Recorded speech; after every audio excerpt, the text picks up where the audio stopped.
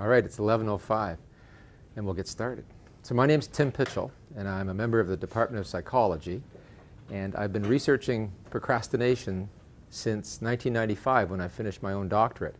And I did my doctorate on goal pursuit, and I was interested in what people were doing and how it made them feel.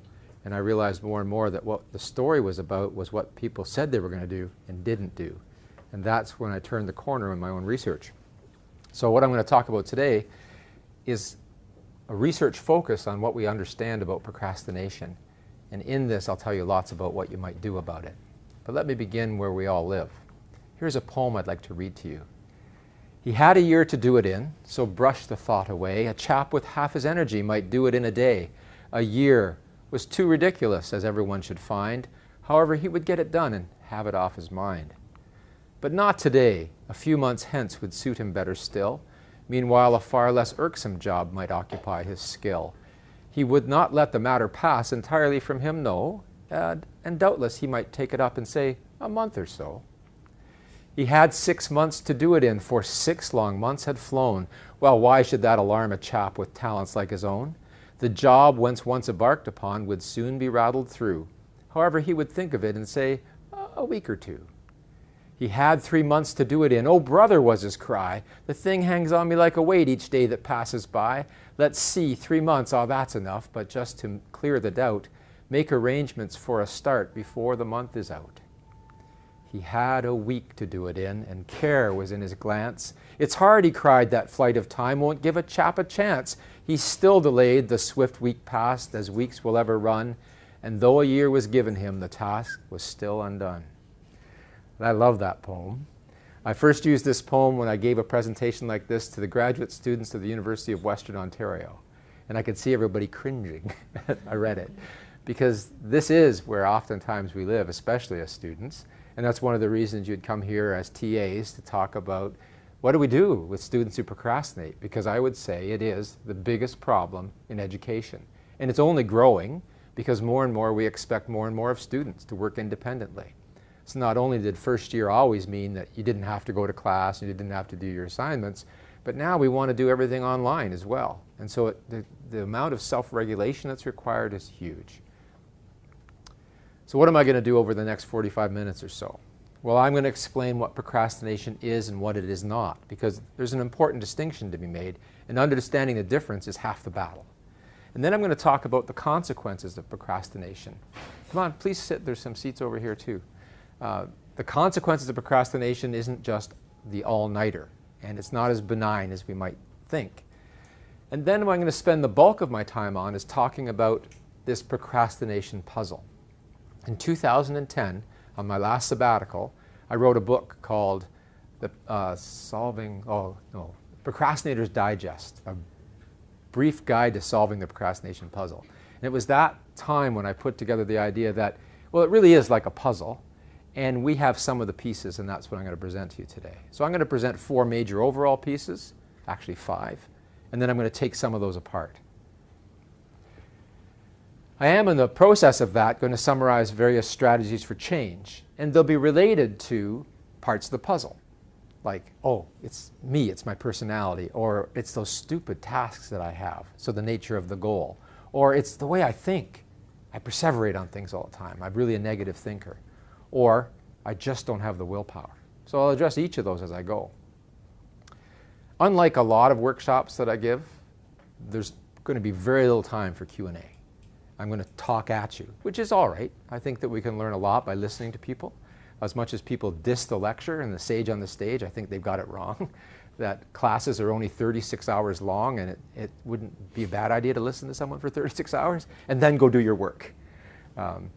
It's funny for me as an educator because right now I'm trying to learn something new. I want to get my amateur radio operator's license, ham radio, and it's going back to physics that I've forgotten from first year, and I have to take a test, 100 multiple choice items, so it reminds me of all my psychology students. And I know the work that's involved, and so oftentimes we think that all our classes should be taken up with talking, but actually it doesn't hurt to listen and then go away and rehearse it. So that's what I'm going to spend my time on today. But if you have a question of clarification, if you didn't understand something, by all means stick up your hand. It's just that I won't be able to necessarily elaborate on different ideas because I really want to get to the end of this to give you the whole story. Make sense? But feel free, as much as I'm saying that we don't have a lot of time for Q&A, if you have a question or clarification, I'd be happy to answer that. Before I go there, I want to show you just a couple of more slides that really shows us that procrastination is something we seem to understand very well. Here's a poster we see a lot. Procrastination. Hard work often pays off after time, but laziness always pays off now. Actually, I could give the whole talk from just this one slide. And in fact, I just reviewed the galleys of a paper that we're publishing, a colleague from Bishop's University, who you'll see in a moment. And in that, we talked a lot about this notion of giving in to feel good. At its heart, procrastination is the fact that, hey, it will pay off now if I don't do my work. And the other hard work, that may pay off later. This is the flip side of that. This paper that we're just publishing now is about the future self. It says procrastination. If a job's worth doing, it'll still be worth doing tomorrow. But this picture is so good because imagine looking at that kitchen tomorrow.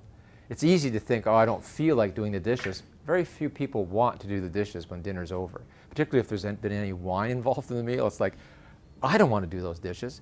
But the really peculiar part is that unless you're leaving those for your roommate, which could lead to a lot of hostility, you're leaving them for yourself. And tomorrow when you go to those dishes, you know what they're like. Now it's caked on, some of the plates are stuck. What are we doing to future self? And even in your work as a TA, you're going to see that this has a lot of an important focus because we somehow believe that, well, we don't even think about future self. If we can just bring future self into clear vision, lots of times the procrastination may go away. And the last one is probably the biggest lie. Procrastination. By not doing what you should be doing, you could be having this much fun. Well, that is the biggest piece of self-deception because I think one of the reasons I got fascinated with procrastination was that for my doctoral studies, I interviewed graduate students. I interviewed graduate students at the doctoral level because very few people seem to study doctoral students. And I remember interviewing someone in the low building, I won't say which department, but it wasn't sociology, who was 30 years old. She had completed 2 masters already and a law degree and was working on her PhD, and she was troubled by her procrastination. I was thinking, that doesn't make any sense at all. But it's a huge problem with our studies, and when we put things off, we somehow believe that we're going to be having a lot of fun. But in fact, the bane of our existence, and what I learned in this interview, was it's the tremendous amount of guilt we feel. Guilt is a paralyzing emotion. Right? So that even when we do put things off, we do some peculiar things. We often do things like, well, I've asked people, and they say, well, I clean my house, I cook. We do these things that have this moral connotation of, I ought to do these things too, it's just not this. And we all know the example of when I'm putting off one thing and I'm doing a different academic task, and next week I'm doing that academic task instead of yet another one that is bothering me even more. So we do this interesting task management project to make ourselves feel good. In fact, I have a doctoral student right now examining just that process, how we manage our emotions by managing our tasks. But that gets me a little bit ahead of our story. But I do want to say to you that these 3 slides, in everyday experience, tell us that we know lots about procrastination. We think it's about having fun, and it's not.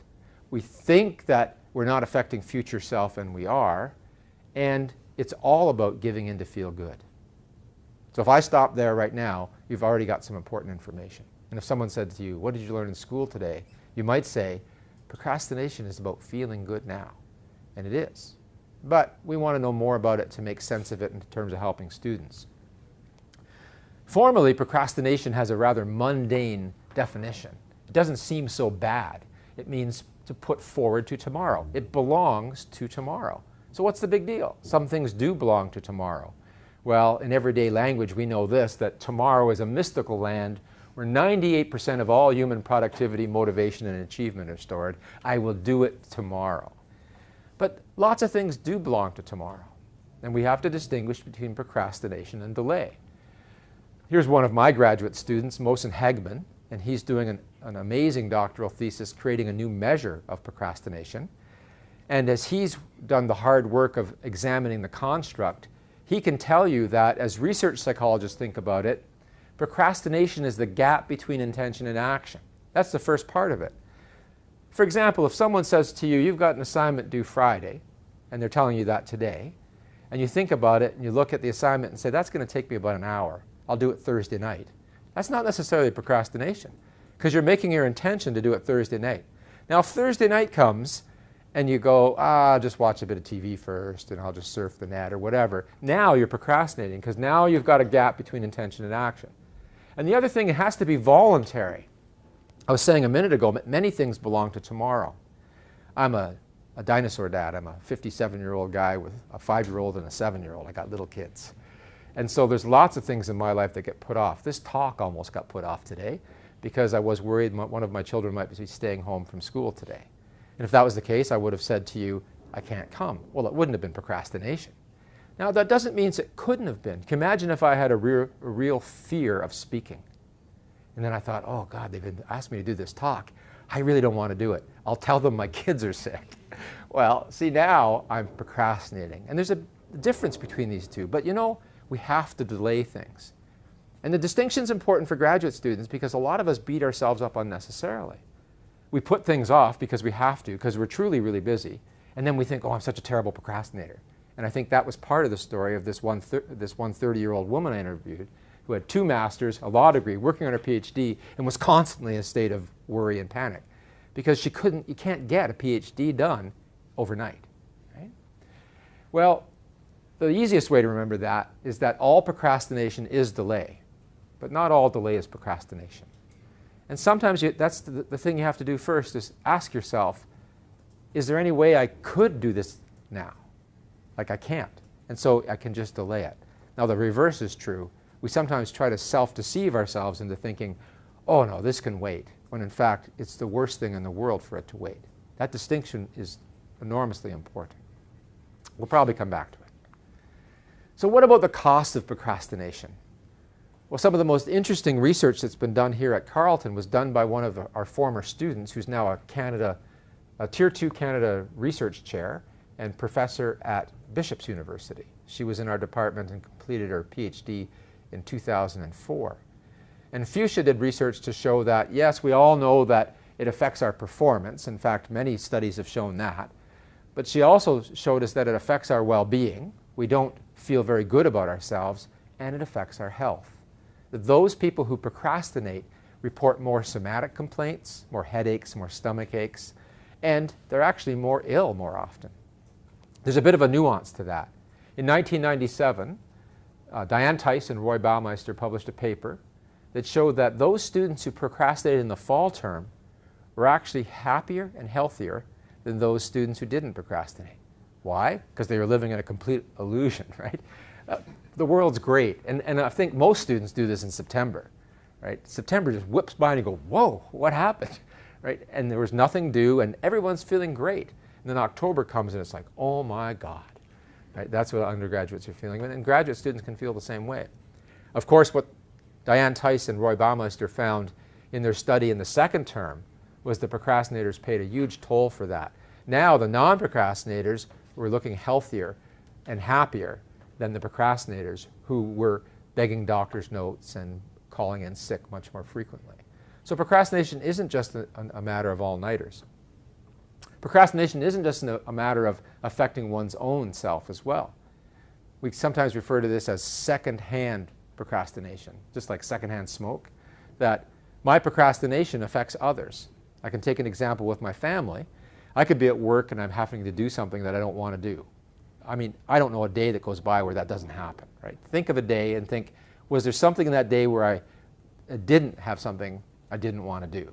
There's a double negative for you. Like that you think about and you think, yeah, there's so many things in my day that I think I just have to suck it up and do it. Well, if I procrastinate in the afternoon, but it really is due tomorrow, I go home that evening and my son will say, let's play, or do you have time to read stories? And I might say, no, I've got to work on that report. So now the downstream effects of my procrastination are played out with others. And of course we see it in other ways too, the stress. So one of the things that Fuchsia found in her research about health is that procrastination has direct and indirect effects on health. The direct effects are really through stress. And so the stress that I carry is also then just given to the world around me. The printer breaks because I've procrastinated, now it's a national emergency. Someone's got to run to Staples and get a new cartridge, right?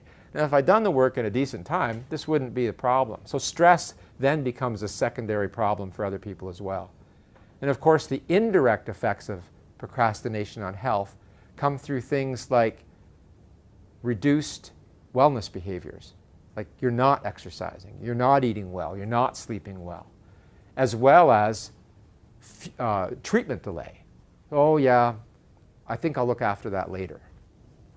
What do you mean? You've had that lump for 2 weeks. Oh yeah, we'll check into it later. It's interesting, I have a colleague in the US now who just finished doing some work with us in a special issue of a journal on this. He's looking at older people.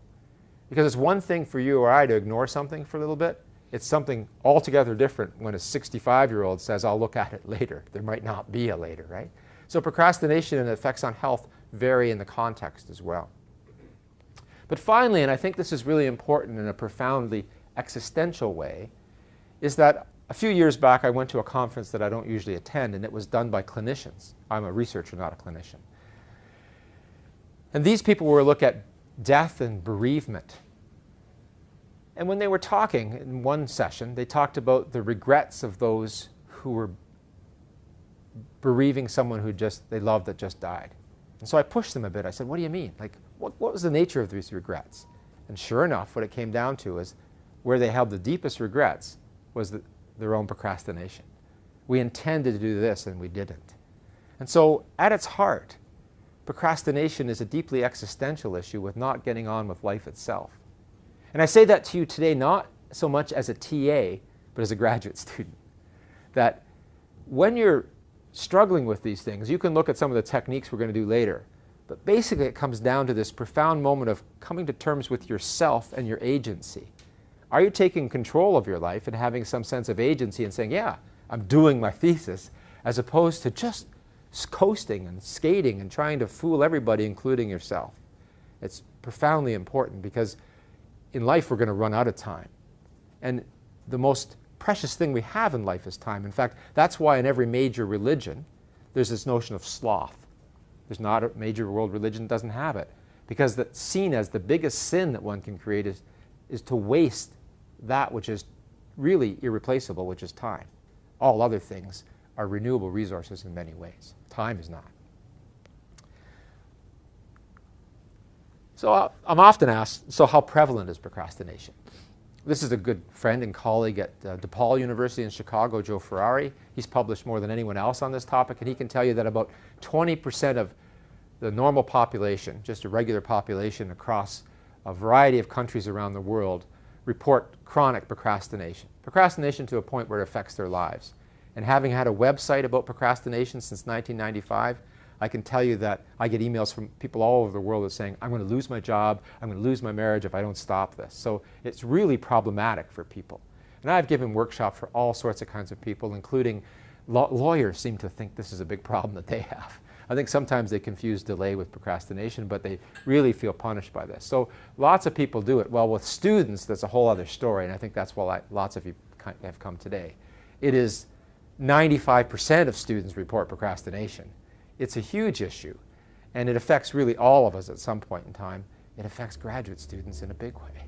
Right? There's nothing worse than a thesis project or a comprehensive exam. In fact, one of those moments, those crystal clear moments for me, came from my doctoral research where I was interviewing a doctoral student who wasn't doing anything. I said, well, what are you supposed to be working on? She said, my comprehensive exams. Well, why aren't you doing anything on it? I don't know what to do. Well, why don't you ask your advisor? Oh, I can't let him know I'm not doing anything. Right? And I thought, oh, this is a terrible catch-22. So it affects all of us. And there's a certain irony in there too when a lot of us are here as TAs thinking we're going to help other students who are procrastinating. We think if they only knew, you know. And I have graduate students now that do that, and yet we'll be TAs working with other students and we'll tell them, you better get that assignment in on time. And 2 days later they'll say, I didn't get that chapter written. Right? It affects us all.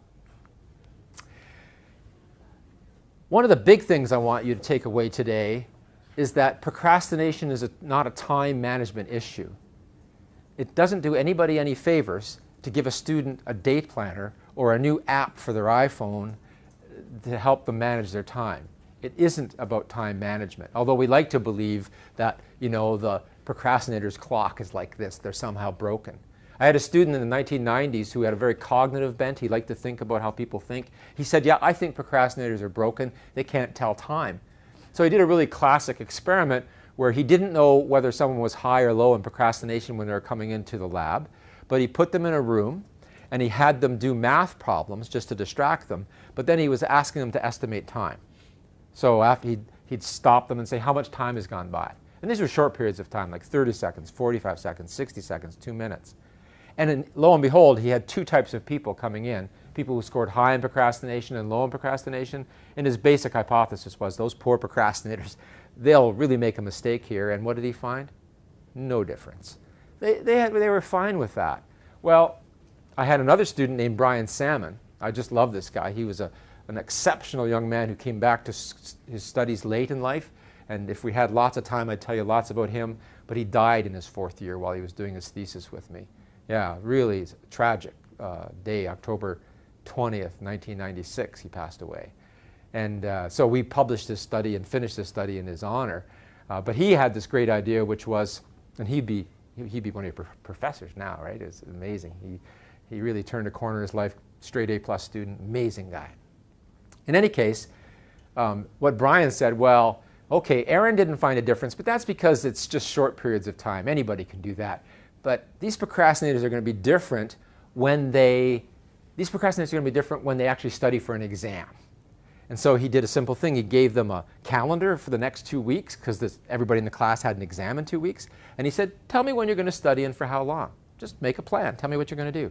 Then he collected them up and he gave them a blank set. And he said, now keep track of when you study and for how long.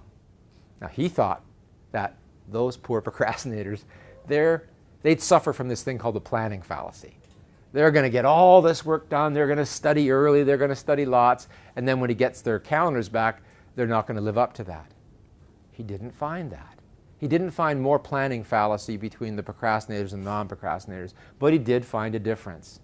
The procrastinators studied less and studied later, but they knew that. When they handed in their plans, they said, the exam's Friday, I'll probably start studying Thursday afternoon.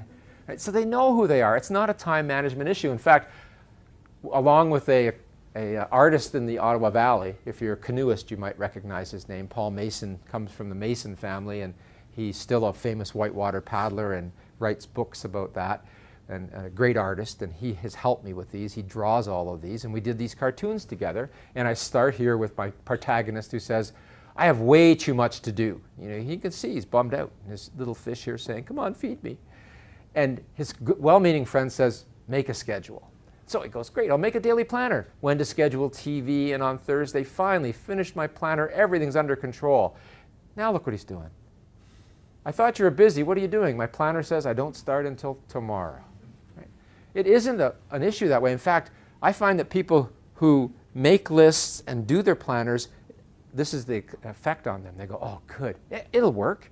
Because you're freaking out and you think, how am I going to get all this done? So you pull out your day planner and you do this plan, and all of a sudden you feel in control again. But if you look what you said you're going to do right now, it's almost empty. Right? Most of us do start, or at least become more ambitious. I meet with many of my students. I just met with one before I came here. And I know when he left that meeting, he wasn't necessarily going right away to write. Right? He's thinking, okay, that's enough for today on my thesis. Right? It's these real funny things we do with time management.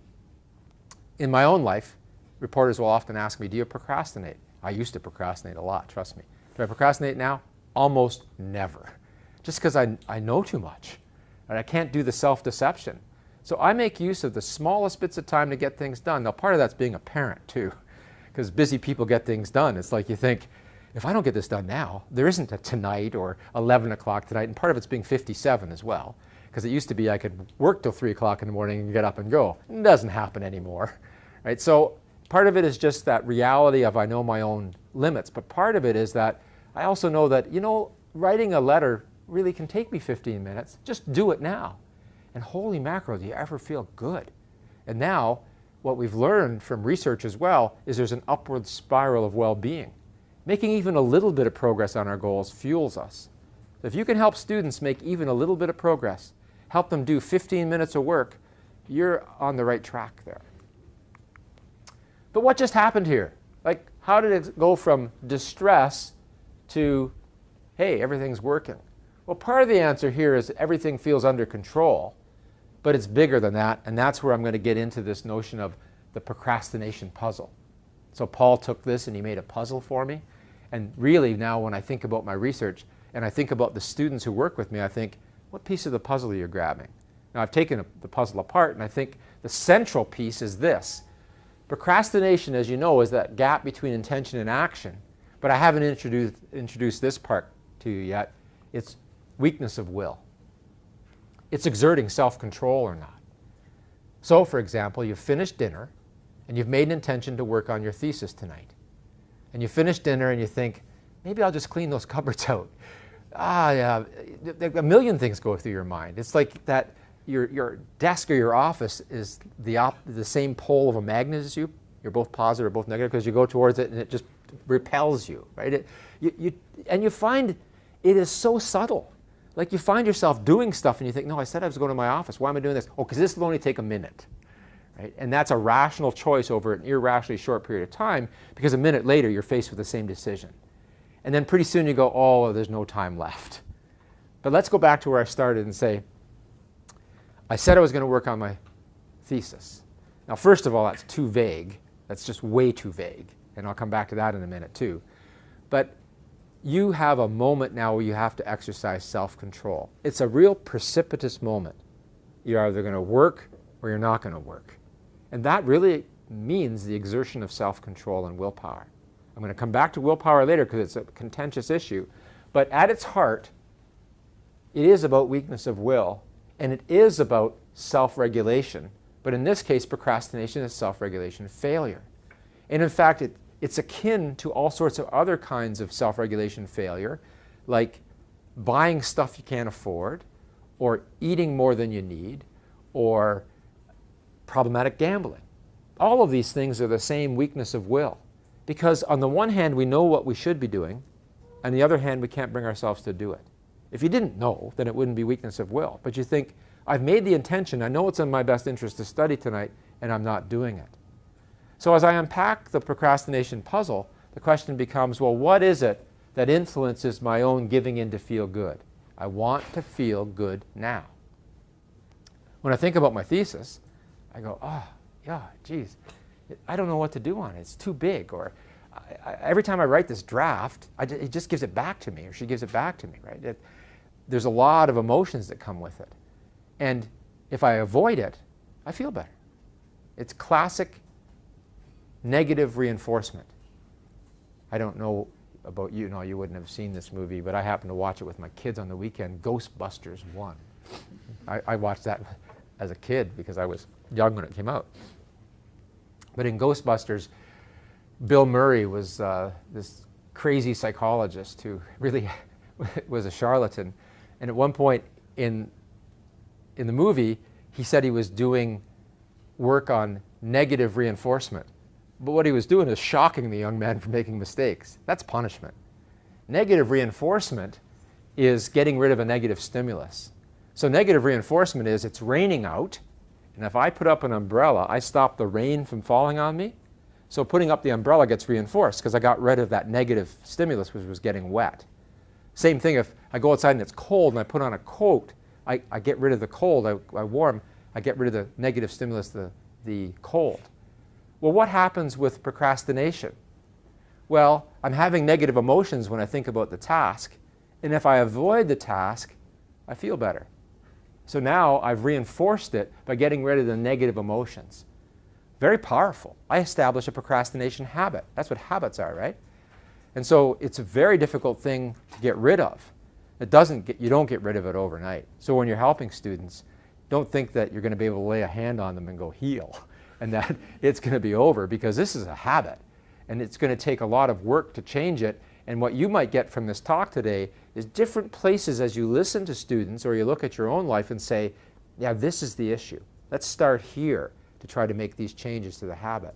Because it's very reinforcing to give in to feel good. Happens all the time. So what are the other pieces of the puzzle? Well, I'm going to argue with you over the next 26 minutes and 2 seconds that part of it is personality. It's the way we're made. part of it is the nature of our goals and intentions. Part of it is what we think and believe, and part of it is this notion of self-control and willpower that I introduced you to a minute ago. So we have to consider each of these, and as you're listening now, since we've laid the groundwork, I'm hoping what you might take notes on is, so what would I do in each one of these cases? Because I'm going to give you an idea as we go along about, so how do you intervene if that's your goal? Or how do you suggest change to someone? Or what am I going to do differently? Because that's what most of us listen for, right? Is that, how am I going to take this away in my own life? So personality is the first one. And personality is a funny thing because, well, can we really change it? Not very easily. Personality, you could at least say it's a habit. It's shaped partly by genetics. All of our major personality traits show heritability coefficients of like 50%. So it is something that's bred in the bone, so to speak. And then it's learned as well, but learned means habits. So our personality is a rather stable aspect of us. Doesn't mean it's unchangeable, it's just not that changeable. And we know, for example, that people who are conscientious means that they're dutiful, they're self-disciplined, they are organized, structured. They don't procrastinate much because they're almost the antithesis of procrastination. They're dutiful, they're self-disciplined, right? And so they come into the world in a way that has set them up for achievement. And those of us who are opposite to this, and you can find this, like there's a guy named Samuel, what's his last name? Gosling. Sam does interesting work out of the University of Texas at Austin. He can assess personality by going into your room. And he can look for cues of personality. And one might be, for example, I walk into your room and like there's clothes all over the floor and your desk is a mess and nothing's organized. I start to think you're probably not very conscientious. And if you're not very conscientious, you're at risk for procrastination. That's the way you might think of it. And that means you have to work harder at other aspects of this puzzle. And many people who you meet who have problems with procrastination will start here, but it's far from the whole story. It's always person and situation. Another person who suffers from procrastination is someone who's really high in impulsivity. They can't shield one intention from another intention. So anyone that you meet who, as you're listening to their story, they say, well, why didn't you do that assignment last night? Well, a buddy came over and said, let's go watch the hockey game, and I was gone. Right? Well, the intervention is around impulsivity, and I'm going to give you a specific strategy for that in a few more minutes. So that's a risk factor, impulsivity, and one of the ways you get around that is making a pre-decision, and I will talk about that. There are two others that I'll talk about in a little more detail because there's some myths around them and because they're desperately important, and the first one is perfectionism. Gordon Flett is a colleague from York University, a Canada research chair, and just yesterday in my email box I got the notice of a special issue of the Journal of Irrational Emotive and Cognitive Behavioral Therapy that Gordon and I did a special issue for. So it's the kind of thing we live for as academics, right? I got a whole special issue on procrastination with Gordon. It just came out yesterday, so he's near and dear to me, a very talented researcher, as you might know from being a Canada research chair. Well, his expertise is on perfectionism. He looks a lot at how people think, and because of that, he's had an interest in procrastination too. Now, there's no more statistics in my talk than these, so if you don't like stats, don't worry about it. But you know, correlation coefficient shows how much something's related. You can see that these numbers are basically 0, and these numbers aren't. And they have that magical asterisk next to them that says these are statistically significant, meaning given chance that is occurring, we would not see numbers like this by chance alone very often. So we're willing to say something's going on here. So the question is, what's going on here? Well, there's two flavors of perfectionism we're focused on. The self-oriented perfectionist, people who do things well for themselves because they just like to do things well. They're probably pretty conscientious too. And those people who are socially prescribed perfectionists who are trying to live up to other people's standards. These are people who have their mother's voice in their back of their head. Those dishes could be cleaner. 95%, that's good. What happened to the other 5%? So that kind of internal dialogue. And so what do we see here? Those people whose perfectionism can be driven by unrealistic standards are more prone to procrastination. Sorry about my phone, I should have shut it off. I wanted to answer that call, but I didn't. So socially prescribed perfectionists are living up to other people's standards, have a lot of internal negative talk, and sure enough, we do find that on different measures of procrastination, you don't need to know the details, they do procrastinate more often. So perfectionism on its own isn't necessarily a problem. It depends on what flavor of perfectionist you are. Emotional intelligence. Well, I think everything about procrastination has to do with emotion. In fact, if you invited an economist here, particularly a behavioral economist, they'd tell you a different story. And this is where I disagree with behavioral economists all the time. They talk about the rational agent, and of course the rational agent looks for the most utility, and they'd say, well, what's the best thing to do now is the thing that brings the most utility. And I think, too cold a process. It's like, do I feel like it? Don't I feel like it? Like, it's a hot process. And so what we find here, and Eric Ewart is recently graduated with his MA from Carleton, and we're working on a paper right now with Mosen, the PhD student you saw earlier, about emotional intelligence. And Eric did a thesis to show that, yes, the higher your emotional intelligence, the lower your procrastination. So if you can just get in touch with your emotions and realize, yeah, this thesis is scaring the shit out of me, then you're more likely to harness your emotions and do something with it. But emotional intelligence is something you can learn. It's not trait-like, it's more skill-like. So we can do things to help students develop emotional intelligence, and right now I'm advocating, for example, at the university, we spend more time in first year helping students develop that, along with self-regulatory skills. And in fact, I have a PhD student now, Terry Lee McPherson, who's looking at just emotional regulation and procrastination. Because I would argue, to the extent that you can manage your emotions, you'll manage your procrastination. It's a matter of being able to say, I said I'm going to do this now. It doesn't really matter how I feel. I'm going to sit down and work on it. Tonight, as a thought experiment, just try to monitor your emotional reaction to your work over time. And you know the kind of roller coaster that is. And for some of us, remember I talked about conscientiousness already. I didn't talk about neuroticism. Neuroticism is basically emotional stability, or the inverse of it, emotional instability. So people who are higher in neuroticism are more anxious, more depressed, more self-conscious. I score very high in neuroticism. As much as I'm extroverted and I'm an outgoing person, I'm also a very neurotic person, which is a good thing because it kept me in graduate school. Extroverts typically don't do well in graduate school.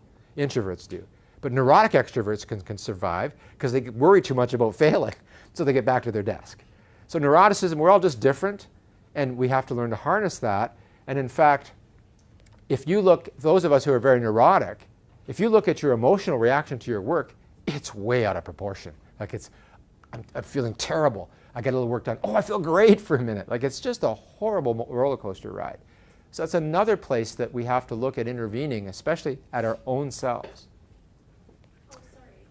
Yes. What was the red puzzle piece there? This one over here? I can't read the writing. It says using emotions. So you've got to perceive your emotions and use your emotions. And many of us can use our positive emotions, but not always the best way. Like, if you look at what procrastinators often do, they'll stay up and do an all-nighter, they'll get it in, they'll feel elated, and I'll tell you a little bit more about the problem with that later. But now, they don't use those positive emotions to go on and do another assignment. It's like, now I can celebrate. Now, and so you get this kind of work that goes like this. And Skinner described that a long time ago. It's more like a scallop. When's it due? Work, do nothing. When's it due? Work, do nothing. As opposed to what real learning is, which is constant. You know, I'm studying for this amateur radio license, and I'm studying constantly, and I'm breaking it down, and I'll use 20 minutes here and there to learn the alphabet code internationally that way, or to learn all these other esoteric things that truly are memory. But I know I can't cram for that. I have to spread it out, I have to practice it. And so I have to learn to use my emotions. Understanding your emotions, that you're going to have negative emotions, you don't always feel good about your work, and managing your emotions. So that even though I feel terrified, I don't have to run away. One of my favorite educators, and this is a different topic, but I'll introduce you to Parker Palmer. He wrote the book, The Courage to Teach. And one of my favorite quotes from that book, it's a great book if you're looking for a book to read about teaching, The Courage to Teach by Parker Palmer. He wrote, I can have fear, I need not be my fear. And many of us need to hold on to that in different parts of our lives.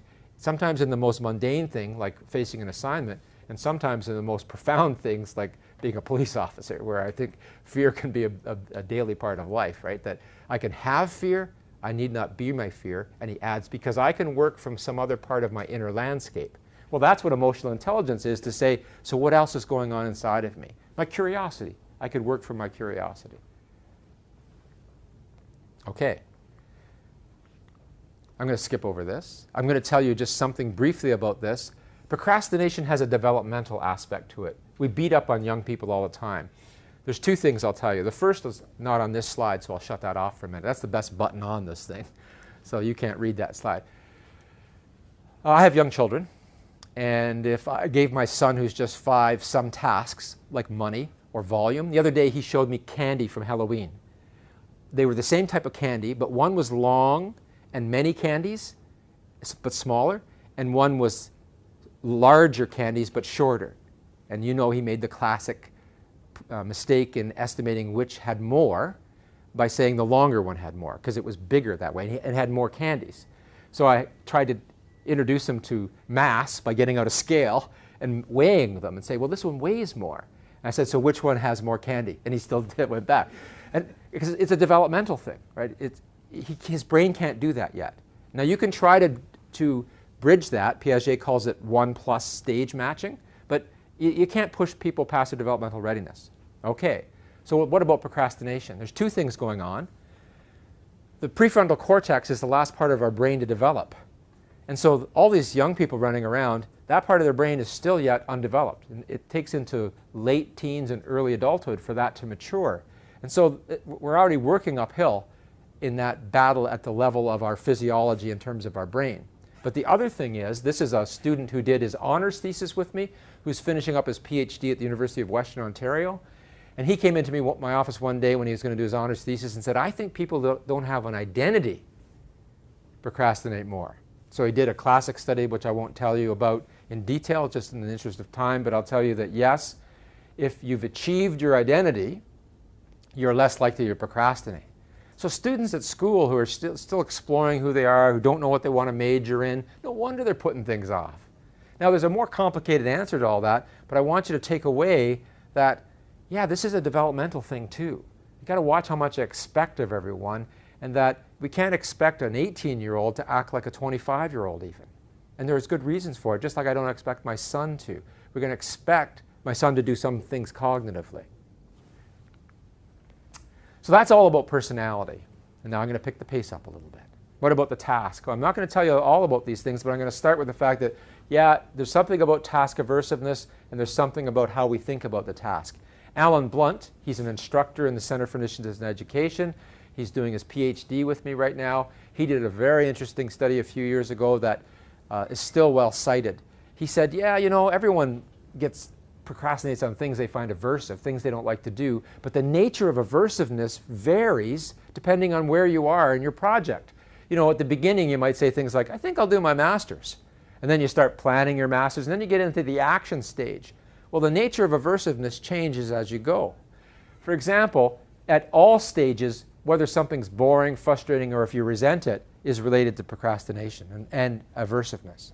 If it's boring and frustrating and you resent it, you don't want to do it. But at the inception and planning stage, if something's not personally meaningful, then you find it aversive. You say, I don't really want to do my master's. Like, it's not meaningful to me. You're more likely to procrastinate filling out the application. Or more likely on your thesis, if you go, what a stupid topic. I hate it. You're likely to procrastinate at that point. But many of us will find a really interesting topic, and then all of a sudden we find later on we're procrastinating. Why? Because in the action phase, task aversiveness is related to, do you know how to do it? Is it structured well? And that's where advisors make a difference. So where can we make a difference as TAs? In the action phase of a project, make sure you're helping them structure it. In the inception stage and planning stage of a project, make sure that you're helping people find meaning. Really clear intervention strategies there, right? If they're just thinking about a topic, make sure that you help them connect to something that really connects with them. But if they're past that and it's the action phase, make sure they know what the steps are. And that leads me to my next point. I joked a moment ago, and I saw this gentleman here smile when I said it, when I said that it's too vague to say I'm working on my thesis. In fact, if I ask one of my students, what are you doing, and they say working on my thesis, I know they're doing nothing because that's everything and nothing, right? But if I say, what are you doing, and they say, well, I'm struggling with that paragraph we were talking about last time about how to explain how I'm scoring my dependent variable, I go, they're doing something, right? And that's the whole point. And that's what this slide is about, which is full of text, and you can read it if you'd like. But temporal construal theory is the notion that the way we construe things affects us in our temporal perception of it. I'll put that in even more simple terms. When I think about things concretely, they belong to today. And when I think about things abstractly, they belong to tomorrow. And we didn't know that until recently. Your grandmother could have told you, break it down. You know, like Bill Murray was in another great movie once, What About Bob? And he said, take baby steps. And so everyone will tell you, break it down, take baby steps.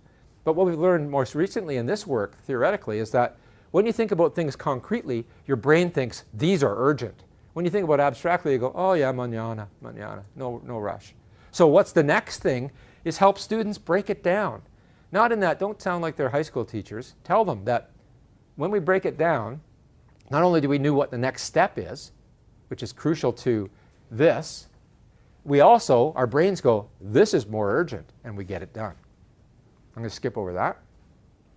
I'm not going to tell you too much about the way we think, because you're not going to be able to influence that as much. I'll tell you just one thing. This is my colleague that's doing the work in the US at the University of Louisiana about older people. And he's done some fantastic things about the way procrastinators think. Like, look at this one. I'm thinking now that I'm simply too stupid to benefit from more studying, so I'll just hang out on Facebook. These were things that people who were procrastinating. Now notice I'm not calling them procrastinators.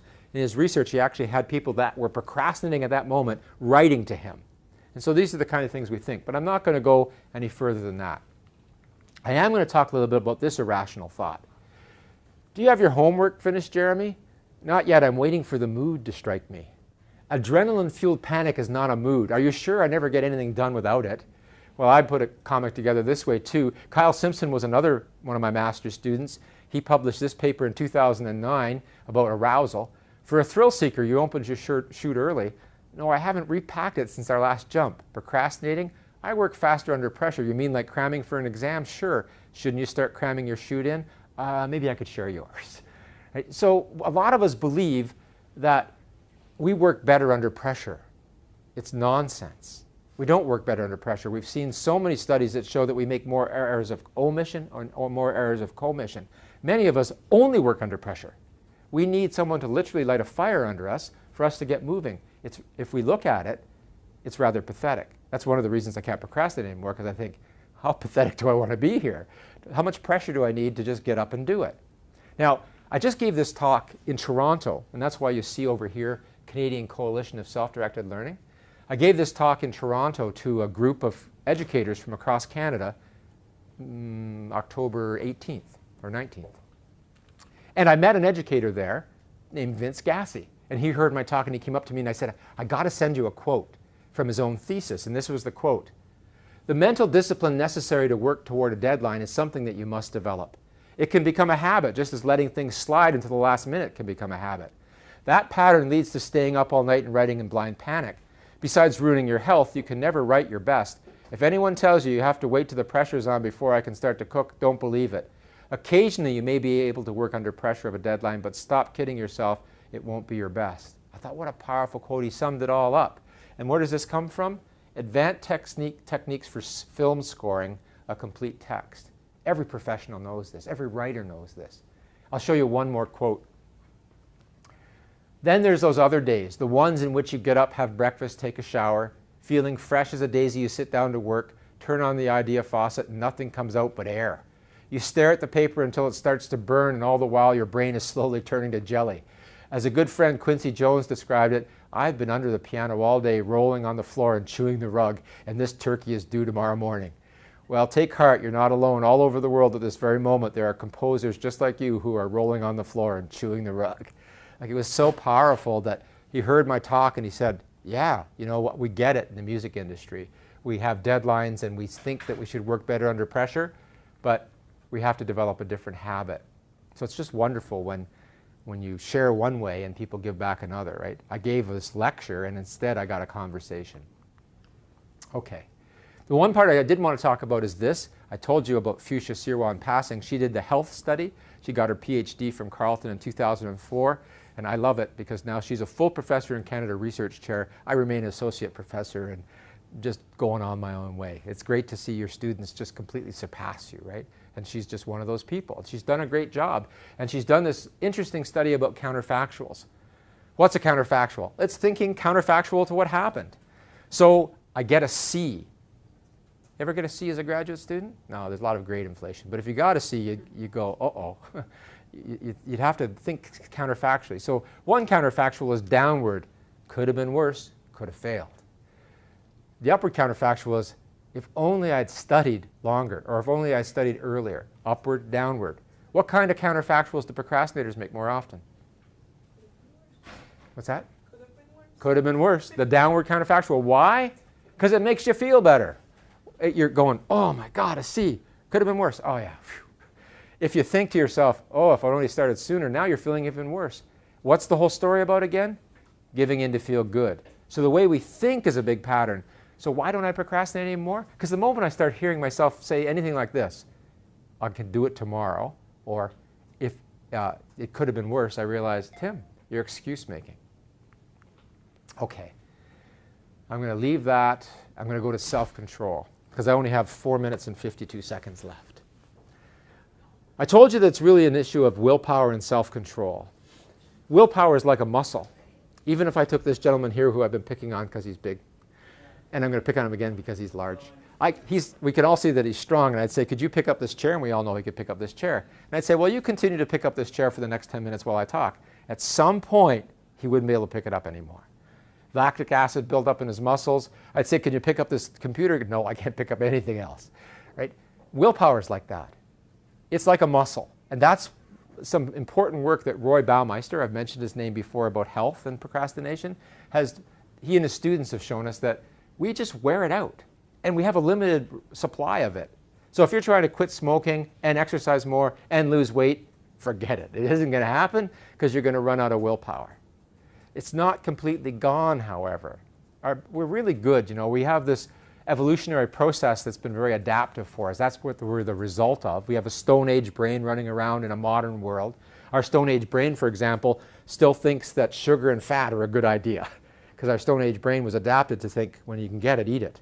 But in a world full of Tim Hortons, not a good idea, right? It leads to type 2 diabetes and being overweight. And the same thing happens here, that we have strategies that we don't even know about. They're all unconscious, just to reserve some willpower. So you can draw it up. And as a parent, I know that every day. You know Homer Simpson, of course, right? You know Homer Simpson. How does he treat Bart Simpson? He chokes him, right? He's the worst parent in the world. And then someday, I think anyone who's a parent thinks, I'm going to turn into Homer Simpson. And then you take a deep breath and go, I don't want to be Homer Simpson. How am I going to drop some willpower? Same thing happens with our work. You're going to get to a point where you say, I've got nothing left. So how do you have more? Well, you have to find out how you're going to draw more, and you can do that through something like value affirmation. Why did I become a graduate student in the first place? Why is it important for me to finish this assignment? That value affirmation is one way around it. We can demonstrate this in simple ways too. You could say, I couldn't simply do another problem here, and I lay a $100 bill next to you and say, if you do another problem, I'll give you the $100. Well, watch how fast the problem gets done. Right? You told me you didn't have anything left. We can find ways to motivate ourselves. I'll put this up just briefly. Another student did an early study about mindfulness meditation. And you think, really? It helps? Yeah. So if you like to meditate, keep meditating. Because if you can strengthen your attentional resources, you'll procrastinate less. Because mindfulness meditation has you bringing your attention non-judgmentally back to where it belongs. And if you can do that, you'll procrastinate less because you'll say, oh no, I'm not supposed to be doing Facebook right now. I'm supposed to be working on my report or my essay. So mindfulness meditation strengthens attention, and attention strengthens willpower. I'm going to skip over this, and I'm going to give you probably 2 more slides because I have 1 minute and 44 seconds left. And this is the number one thing as a strategy you're going to use with students. The number one thing, because it solves so many things. It solves the impulsivity issue, or it helps do it. It solves the distractibility issue, and it helps make things more concrete. Many of us have intentions, but they're very weak, really almost anemic goal intentions. Oh, I'm going to work on that assignment tonight. What does that mean? Does it mean you're going to finish it? Does it mean you're going to do 10% of it? It's too vague. And what does it mean by tonight? Tonight, as procrastinators know, goes till midnight, or even later. right? And so that is a huge problem. So the issue here is you got to move from goal intentions to implementation intentions. So with every student you ever work with, you need to be able to do this. In situation X, what behavior you're going to do, which is Y, to achieve what sub-goal Z. You could write that down and own it. In situation X, I'm going to do behavior Y to achieve sub-goal Z. You should use it in your own life, and students should use it, because then you can make them accountable. In situation X, when this workshop ends today in another 26, oh, it's actually over. We're 26 seconds over. When this workshop ends today, I'm going straight to the library to read 4 pages of that paper that I'm struggling to read, to achieve the sub-goal of, I need to summarize this thing in my thesis. That's it. And it's magical. Why? Research over and over again shows that people who make implementation intentions follow through on their intentions, because the cue for the behavior is in the environment, not, you don't have to think. In situation X, oh yeah, the workshop's over. What did I say I was going to do? You just go do it. And it helps people floss their teeth more, take their vitamins, all sorts of health behaviors, and it helps in our work as well. And it's been done directly with procrastination. Now, I have a lot of other things that I could tell you about, but you know, the great thing about my work is that I actually have done it already. If you've ever been to procrastination.ca, you'll know that I have a blog and a podcast. My podcast is on iTunes. It's all called I Procrastinate. And basically, any topic on procrastination, I already talked about at great length. So if something's grabbed you today, you can go there and learn more about it. If you'd like to read, go to the blog, because you can read through those. Are very short. If you commute or you're doing house chores and you like to listen to a podcast and you want to know more about procrastination, well, I started this in 2006 and it goes on through today, and you could listen to these podcasts as well. So I've only introduced you to the basic ideas, but those are the fundamental ones, right? That's the structure where everything else fits. And on the way, I've given you clear strategies to think about with students.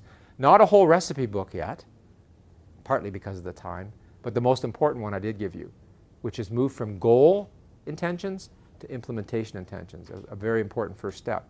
I added in there as well, are you aware of your emotions? Do you see the habit? And if I could add one more thing in closing, I'd say, help people see their own self-deception and be aware of your own. When is it you're lying to yourself? So you could call a student on it and they say, well, I'm going to work all day Saturday on that. You know, I've decided I'm going to give the whole day to it. I need a whole day to write.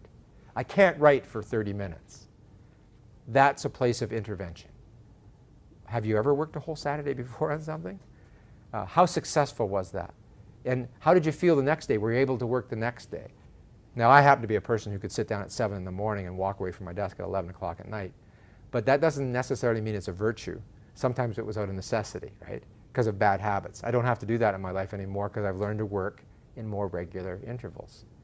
Yeah. So now I'm a guy that can get up every day at 5:15, because at 9:30 I know I can go to bed. Because I don't have to think, oh, I got something to do tomorrow, and I have to stay up to do it. Because the moment you do that, now your whole world comes apart. That was a ton. I've enjoyed all your rapt attention, and I appreciate that very much. And I only wish we had more time to talk. So if you'd like more time to talk, you can tell Joe, and we'll set up another one. And if the same people come, I won't put any slides, we'll just talk with each other. All right? That will work very well. But thank you so much for your attention today.